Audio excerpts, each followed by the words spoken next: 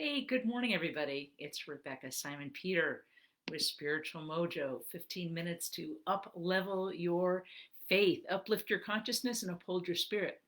I'm glad to be with you today. And I invite you to say hello in the comment section. I'll definitely be looking at that a little bit later. So, today we're going to talk about being a change agent. Being a change agent. I know sometimes we wonder, do I really make a difference? If you're a pastor, you might wonder, is all this that I'm doing online, everywhere, putting services online, making a difference across the miles, does it really make the difference? Am I having an impact? Well, that's what today's Spiritual Mojo is about being a change agent and looking at, do you really make a difference? So let me just give you a little bit of backdrop. Last week's Spiritual Mojo, we talked about the secret to renewal. What is the secret to renewal? We said that renewal doesn't happen when circumstances change, even though that can feel very renewing, or when everybody magically starts doing what you want them to do, even though that can feel awesome, or when the world sorts itself out according to your preferences and your desires. Again, that can feel awesome, but all of that is very fleeting. Renewal is actually something deeper, more personal, and more predictable. Because you can't tell really when the world's going to shift to meet your preferences. But within, you can. So renewal begins within. That was the big message from last week. It begins when you're aligned with your own inner being, when you're aligned with your own soul, with your own source, when your insides and your outsides are connected at a deep spiritual level. That's when renewal begins. Now, we looked at that wonderful scripture from Romans chapter 12. Do not conform to the pattern of this world, but be transformed by the renewing of your mind. That all renewal begins here with the thoughts that we think, the feelings that come out of that, and then the actions that flow forth. The scriptures go on to say, when you are transformed by the renewing of your mind, that's when you're going to be able to test and approve what God's will is, what God's good and perfect and pleasing will is. Because when your mind is aligned with the Spirit of God, then you can begin to receive the spiritual promptings from God and know what God's will is. But when you're just conforming to the world around you, there's so many inputs and so many impulses. How do you know what God is trying to say to you? Because you're tuned in out there instead of deep within in here. So today we're going to take that one step deeper about renewal. And it's really interesting in the program that I lead, Creating a Culture of Renewal, the group coaching program for church leaders, we encourage each leader to chart their growth. Throughout the 3 years, you learn about congregational intelligence, you learn about your own fears and how to turn that into faith, and you learn how to shift a culture, all these leadership best practices. Again, that's sort of out there, right? Like, well, that's stuff I'm supposed to do for them. But we encourage each person to make a chart of their growth and to start by looking at what tools, what skills, what knowledge am I incorporating into myself, and then how is that rippling out around me? How can I see that in the relationships of people around me? How can I see it in the prayer life of the congregation? How can I see it in the giving? How can I see it in the leadership that arises, the new ministries that take place?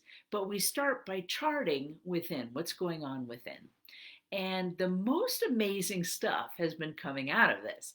And I just sat through a lot of webinars last week where we had check-ins with people about what's happening and the growth that they're experiencing. I have to tell you, it was so exciting that I wanted to come on today and talk with you about being a change agent, because I'm more convinced than ever that change, powerful change in communities, powerful change in the ways that we look at things and the things that we believe and the accomplishments that we're able to have as human beings, and the ways that we're able to envision brand new futures for a world that works for everyone. The way that we can do that, it actually begins within, and it begins with this beautiful secret process of renewal, of changing oneself. Today I want to look at charting that outward. Okay, you've got that renewal, you've got your inner being aligned with the Spirit of God. Now what? How do you chart the amazing stuff that happens as a result of it? Is there amazing stuff that happens? I'm here to tell you that there is. In fact, there's very amazing things. So I want to tell you a couple of stories, and I invite your comments to keep coming in the chat. I'll respond in a little bit.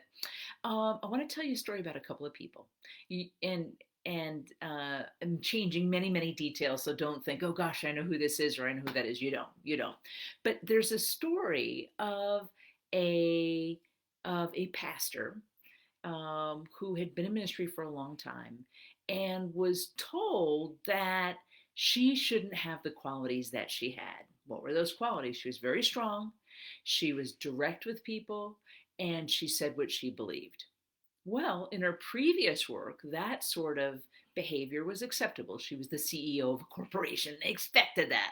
She got the call to ministry. And, she took that amazing leap of faith and she left the corporate world and she left all of that behind and she came into the ministry and she's now serving, mid-sized churches in a semi-rural place. And she was very quickly labeled with the B word, Bitch. You know the word, I know the word, because she was direct, because she was comfortable being in charge, and because she was comfortable telling other people what to do. Now, those are excellent qualities to have, and Lord knows the church needs them. Jesus was that kind of person, okay? But because she took to heart what people were saying, you shouldn't be this kind of person, you shouldn't have this sort of quality, she tried to squelch herself down. And the more she squelched herself down, the more stuff came out sideways. And it didn't come out very nicely. It was kind of biting and sarcastic and victimy, even. So it wasn't pretty, okay? But what she learned, and I heard the story this week, what she learned is that as she gave herself permission to be who she was and to embrace the gifts that God had given her, she no longer made biting comments that came out sideways. Instead, she opened up the space of her being to incorporate all the wonderful gifts that God had given her and to use those in powerful and productive ways that moved people forward, moved a vision forward, moved the church forward, moved her family forward. She wasn't trying to hide anymore who she really was. Instead, she just owned it. Now, the most amazing stuff has happened as a result of that. Number one, she's a happier person. Number two, the people around her are happier because there aren't biting comments going around. Number three, the people around her are actually more confident because they know what's expected and they know what actions to take. Number four, the entire team is moving together in a powerful way. Now, that's all really good. And that's sort of looking through the lens of leadership and the life of the church. But now let's take a step back and look and see what happened in her family. Because she was happier at work and because she was freer to be who she was, her daughters had permission to also be who they are, to be close to their mom again, because she wasn't biting, but also to be who they are, to take into account whatever gifts they had and to have the confidence to sort of have proud shoulders, as my personal trainer says, have your shoulders proud, like, shoulders back, head up, confident in who you are, and feeling like it's okay to be you in the world. Do you know how many people feel like it's not okay to be who they are? Their God given qualities and traits and interests and way of being, and they feel like it's not okay to be who they are because they're getting pushback in the world. Now, I'm not saying pushback is going to stop because it's not. You be you, and not everybody's going to be happy about that. But I'm telling you, the more you be you and the more confident you are in yourself, the less you're going to care of the people around you, what they think of you, and give too much credence to that. But also, the more you be you and the more your own consciousness rises, the less those people are actually going to be drawn into your circle, okay? So you're going to be surrounded by people that support you. The more you support yourself, the more you're going to attract people around you that support you. So, does renewal work? We said it starts within. That's the secret to it. It doesn't start around you. It starts within, yes. And does it work? Can you be a change agent by actually attending to yourself first, cultivating your own well-being, cultivating your own soul, your own God-given gifts? Does that actually make a difference, or is it just an exercise in sort of selfishness? Answer, it works. It works. And it is actually very important that you have a self from which to lead. You actually have to have a self.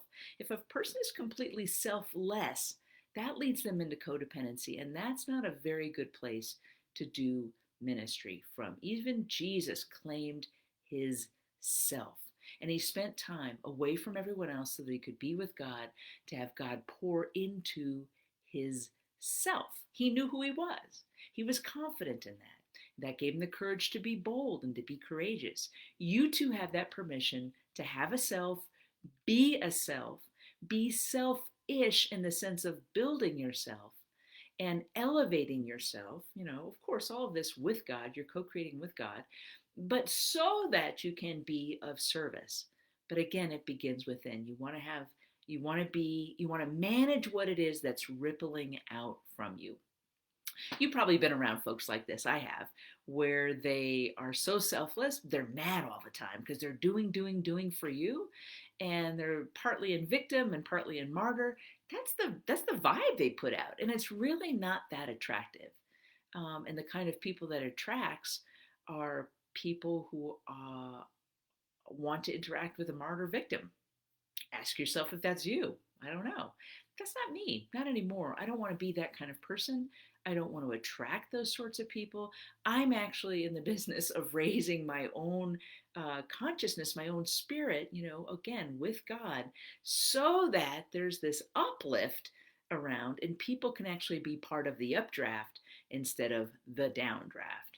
And I think that's a very important part of the Christian life, is that we do create this updraft. Not that we're just out there sort of saving and fixing people, but that we are attending to our own soul and our own spirit, and that as we rise, the people around us rise. Isn't that what Jesus taught us? That as he rose, the people around him rose. And I think that that's a big, important part of being a follower, even an apostle of Jesus, is that we take that sort of consciousness and we adapt that and embrace that for ourselves. So be a change agent, because when you do focus within, the ripple effect is just beautiful around you. I want to tell you one more story. This is about a scrappy little guy that I know who did not have a happy childhood. And as a result, he grew up believing that he really didn't count for that much. He was kind of a fighter, he fought for what he had, and he had to do some fighting off of other people. But he wound up with a pretty low sense of himself.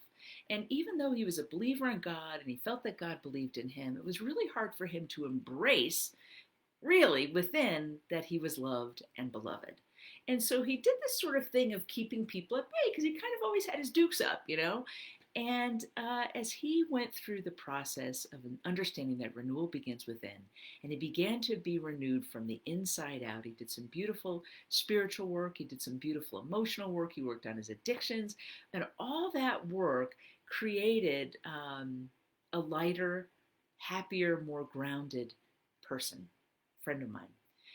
Around him, the most amazing stuff began to happen, because he too was called to the ministry. He was in a different kind of ministry. It wasn't church ministry, but he was really out on the streets with people, helping them, empowering them in their lives, because that's really how he had grown up. And yet, very interesting thing happened. He used to be the kind of guy that attracted fights all the time. Okay, there was always fights going on around him. But as he's done this work of really accepting who he is and growing in this self-knowledge and this self-love, allowing God to pour into him, it's amazing the kind of people that are being impacted by his beautiful spirit. He's begun to do some increasingly effective street ministry and to develop some groups around him where people are gathering for empowerment, and they're taking charge of their lives. They're not a victim in the system.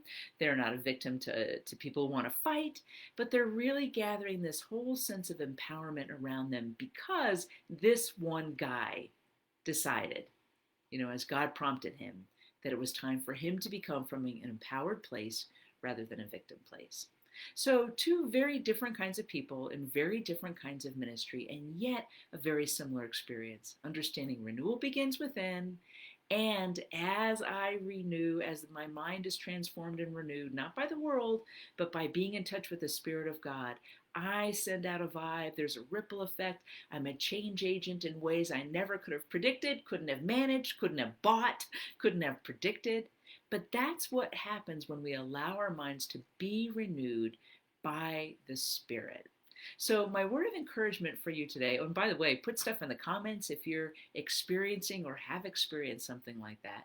So, my word of the day for you is to really trust the process you're in of self acceptance and God acceptance. Allow that God acceptance in so that you can be renewed and build the muscles of renewal, build the muscles by looking within and allowing the Spirit to transform you. And then chart your growth and begin to look at all the changes that are happening in the people around you and the lives around you and claim that as part of the ripple effect of renewal.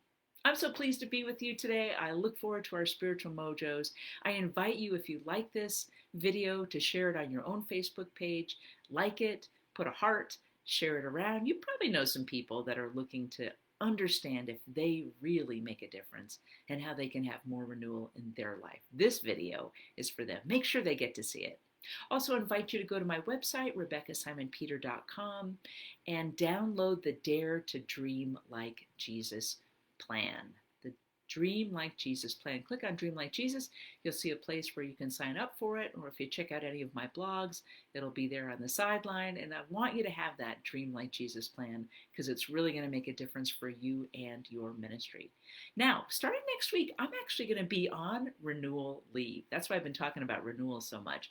And so I'm looking forward to bringing to you a series of reflections on renewal. In the meantime, it's delightful to be with you. God loves you. So do I. I look forward to our next time together. Be safe, be well, and God bless.